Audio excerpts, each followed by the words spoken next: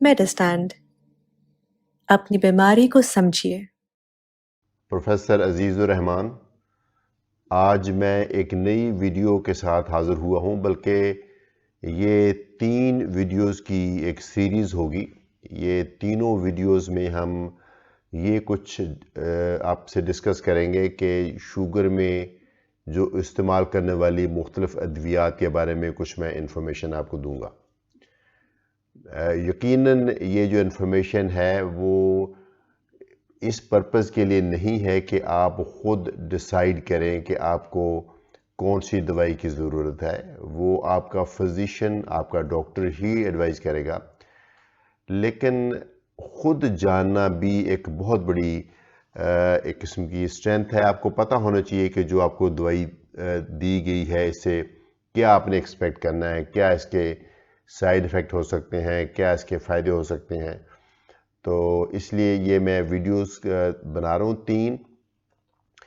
पहली वीडियो तो होगी जो एक थोड़ा सा इंट्रोडक्शन तारुफ होगा दवाइयों के बारे में, और एक ख़ास दवाई जिसका नाम है मेटफॉर्मिन, जो दुनिया भर में सबसे ज़्यादा लिखी जाने वाली दवाई है, उसके बारे में कुछ इन्फॉर्मेशन दूंगा। फिर सेकंड वीडियोस में मैं कोशिश करूँगा तमाम अद्वियात जितनी भी हैं उनका एक अहाता करूँ। ऑफ कोर्स बहुत टेक्निकल इन्फॉर्मेशन है, बहुत तफसील में जाना मुमकिन नहीं है, ना ही फ़ायदेमंद है। और तीसरी वीडियो में मैं इंसुलिन के बारे में कुछ आपको इन्फॉर्मेशन दूंगा। तो आज हम बात करते हैं मेटफॉर्मिन के बारे में। ये दुनिया की शायद सबसे पुरानी जो 1-2 दवाइयों उनमें से एक है। 1956 में या 55 में ये आई थी, और ये देखिए कि इतनी पुरानी होने के बावजूद आजकल भी दुनिया भर में ये सबसे ज़्यादा लिखी जाने वाली दवाई है। और आमतौर पे आपका डॉक्टर डिसाइड करता है कि आपको अगर तो शुगर की मिकदार, अगर तो आपकी ब्लड शुगर थोड़ी सी ज़्यादा है तो शायद खुराकी परहेज से कंट्रोल हो जाए, या थोड़ी सी एक्सरसाइज साथ मिला के उससे कंट्रोल हो जाए। वो अगर कंट्रोल हो जाए तो बहुत अच्छा है, लेकिन वो अक्सर होती नहीं। अगर आपकी शुगर काफ़ी ज़्यादा निकलती है, A1C भी खासी ज़्यादा है, 9 से कम है, नॉर्मली होनी चाहिए। डायबिटीज़ 6.5 से शुरू होती है, 6.5 से तकरीबन 8-9 तक हो तो कोशिश की जा सकती है कि ये खाली मेटफॉर्मिन से ही कंट्रोल हो जाए। ये दवाई है भी बहुत पुरानी, इसके बावजूद आज तक बहुत ज़्यादा ये पॉपुलर है सारी दुनिया में। ये नहीं कि सिर्फ हमारे मुल्क में, सारी दुनिया में ये बहुत पॉपुलर है। उसकी 3 खूबियां हैं। एक तो ये दवाई बहुत सस्ती है, दूसरी ये दवाई बहुत इफेक्टिव है, यानी शुगर को नीचे करने में बहुत कामयाब है। तीसरी, इस दवाई के अंदर ये है कि ये बहुत सेफ है। सेफ से मुराद आपके ऑर्गन्स को डैमेज नहीं करती, गुर्दों को डैमेज नहीं करती, जिगर को, दिमाग को, दिल को नहीं डैमेज करती, किसी जिस्म के हिस्से को डैमेज नहीं करती। इसके अलावा जो 2 मज़ीद खूबियाँ इस दवाई के अंदर है, मेटफॉर्मिन के अंदर, वो ये है कि ये वज़न नहीं बढ़ाती। कुछ शुगर की दवाइयाँ हैं जो वज़न बढ़ाती हैं, तो ये वाली नहीं बढ़ाती। और एक और खूबी इसके अंदर ये है कि जब आप खाते हो तो ये शुगर को ज़्यादा लो नहीं करती। कुछ दवाइयाँ हैं जिससे आपकी शुगर ज़्यादा लो हो जाती है, तो ज़्यादा लो होने की सूरत में ना सिर्फ आपकी तबीयत बहुत ख़राब हो जाती है, बल्कि एक इमरजेंसी वाली सिचुएशन तैयारी हो सकती है। तो ये 5 खूबियाँ एक दवाई में हैं। मैं दोबारा कहना चाहूँगा कि 5 खूबियाँ: बहुत सस्ती है, बहुत इफेक्टिव है, बहुत सेफ है, वज़न नहीं बढ़ाती और शुगर को ज़्यादा कम नहीं करती। यूजली ये बड़े साइज़ की गोली होती है। 500 मिलीग्राम से हम आमतौर पे स्टार्ट करते हैं। 500 मिलीग्राम सुबह और शाम दी जाती है शुरू में। फिर उसके बाद आपकी शुगर को मॉनिटर करके देखा जाता है, तो इसको हम फिर बढ़ाते हैं। इसमें कई तरह की स्ट्रेंथ्स अवेलेबल हैं। 500 मिलीग्राम भी है, 750 भी है, 850 भी है, और 1 ग्राम यानी कि 1000 मिलीग्राम भी है।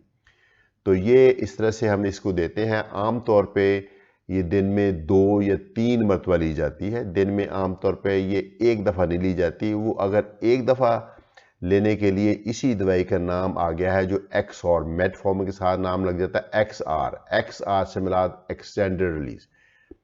अगर किसी मरीज़ को कम डोज की ज़रूरत हो तो उसको हम XR भी दे सकते हैं, चूँकि उसको दिन में एक ही दफ़ा खानी पड़े। लेकिन अगर उसको ज़्यादा डोज की ज़रूरत है तो फिर तो यकीनन उसको सुबह शाम खानी ही है, तो फिर उसको XR को कोई ख़ास फ़ायदा नहीं। प्लेन हो मेटफॉर्मिन या XR हो, दोनों जब बॉडी में चले जाएंगी, ब्लड में चले जाएंगी, तो वो मेटफॉर्मिन ही है। बहुत सारी कंपनीज ये दवाई बनाती हैं और ये आमतौर पे, चूँकि हम दवाई जब शुरू करते हैं किसी भी डायबिटीज़ का इलाज तो मेटफॉर्मिन से शुरू करते हैं।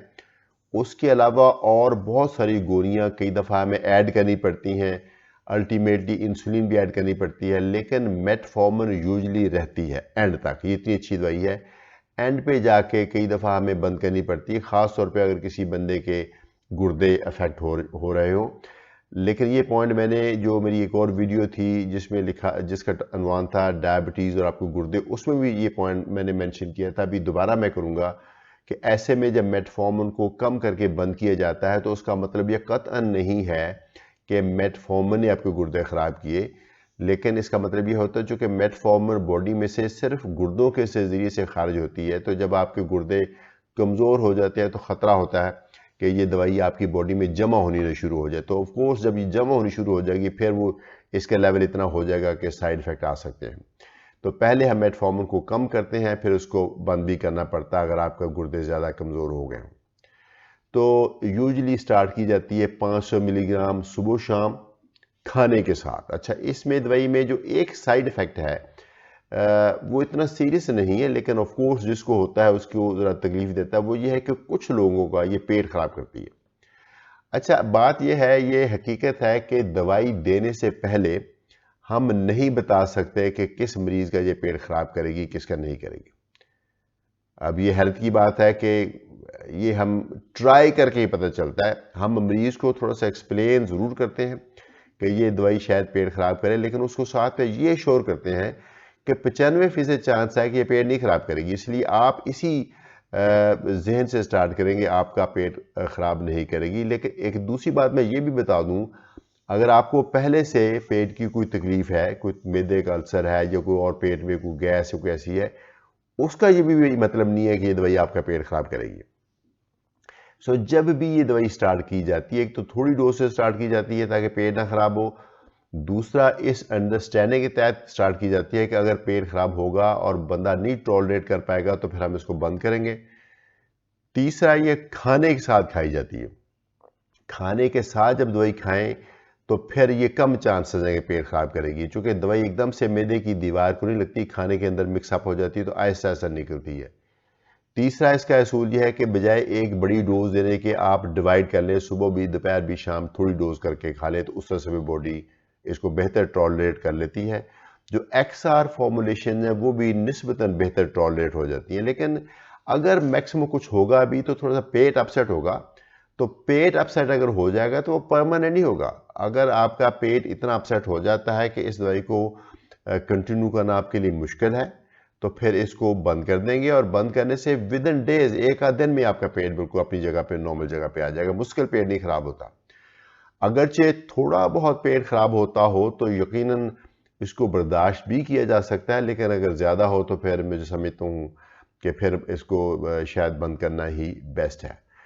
तो ये है मेटफॉर्मिन, बेहतरीन दवाई है। इसको स्टार्ट करके यूजली हम 2-3 महीने देखते हैं और उस 2-3 महीने में इसकी डोज सेट करते हैं। अगर 3 महीने के बाद भी आपका जो HbA1c है वो आपका जो गोल है, जो गोल होना चाहिए 7, या अगर नई डायबिटीज़ होती तो 6.5 या 6, अगर गोल तक पहुंच गया है तो उसी डोज को कंटिन्यू करना, ये भी इम्पोर्टेंट है।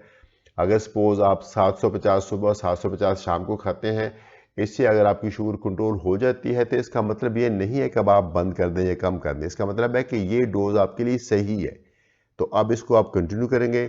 अगर आप इसकी जो फुल डोज है, फुल डोज होती है इसकी 2 से 3 ग्राम, अगर फुल डोज के बावजूद आपकी जो A1C है वो 7 से कम नहीं हुई, या आपकी जो शुगर वैल्यूज़ वो भी ज़्यादा रही, तो फिर आम तौर पे इसके साथ कोई और गोली मिलाई जाती है। जो दूसरी गोली है वो मैं अगली वीडियो में कवर करूँगा। वो बहुत सारी हैं, उनमें से कौन सी चूज़ करना ये काफ़ी मुश्किल टास्क होती है हमारे लिए, वो एक क्वालिफाइड डॉक्टर ही कर सकता है। लेकिन ये याद रखें कि अगर आपको मेटफॉर्मिन स्टार्ट की गई है तो ये आपकी कोई बेहतरीन दवाई गई है, इससे इंशाल्लाह आपकी जो शुगर भी कंट्रोल रहेगी और आपका वज़न भी नहीं बढ़ेगा, आपको शुगर ज़्यादा लो भी नहीं होगी और ज़्यादा महंगी भी नहीं है, तो इससे इंशाल्लाह तमाम कॉम्प्लिकेशन से बचे रहेंगे। बहुत शुक्रिया। अनकरीब मैं हाज़िर हूँगा अपनी इसी सिलसिले में दूसरी वीडियो के साथ, जिसमें शुगर की बाकी अद्वियात को हम कवर करेंगे। इजाज़त दीजिए। प्रोफेसर अजीज़ुर रहमान, मेडिस्टैंड, अपनी बीमारी को समझिए।